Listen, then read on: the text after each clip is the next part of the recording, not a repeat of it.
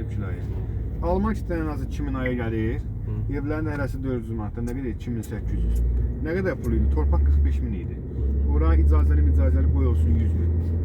Tikmədilər ki, kolon qaldırıb tramvay getircədə ev bölgü zad yoxdur, aboy Onun pulu var, hayır. Mənim pulum yox. Yəni misal üçün deyirəm də 100.000 aya 3.000 xeyir verir. Başa düşdü? 100.000 yerindədir. 100.000 qalxır, məsələn, obyekti sən getsən 300.000 alanmaz. Yəni yatırım odur, yoxsa qani qalmır. 5 dənə dağılıb yalandan deyirsən ki, 5 manat. Andullah.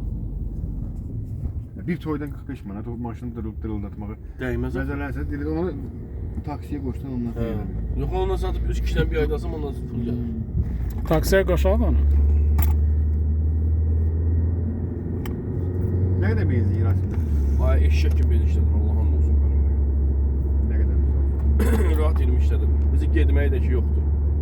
296 nədir ad gücündə. Sən özün də o. Hə.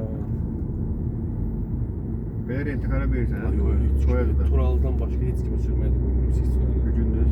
Hə? Məsəl üçün rentikara vermirəm, amma sən deyirsən məsəl üçün dostumun toyudur, Asim, özüm götürmək istəyirəm. Təbii ki, ödənişdən sənə verərəm. Yox, toya sürüb getməyə deyirəm. Yox, ancaq şoför. Xüsusi dostluqda da. Yox, Yəni bu işdir, heç başqa şey. Necə dostumu toyda özüm götürüb gedirəm də. Yəni izah eləmədim yəni.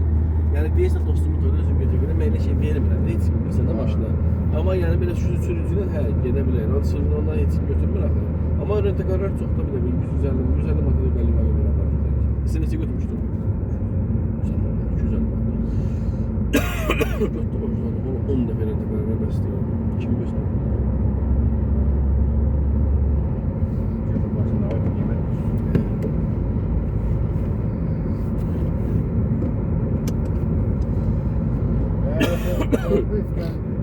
Toya verəcəm deyil ağrıyla.